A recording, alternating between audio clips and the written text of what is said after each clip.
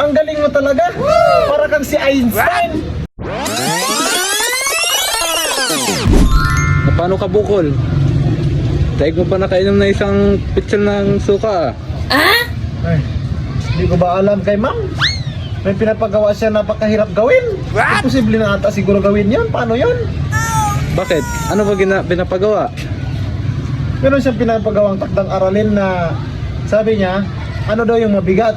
Oh. 1 kilong pako at saka 1 kilong bulak. Sabi ko, paano nga nangyari yan? Sabi ko, 1 kilong pako siguro yung mabigat. Oh, basic lang yun ah. Bukol? Ba't alam mo yung sagot doon?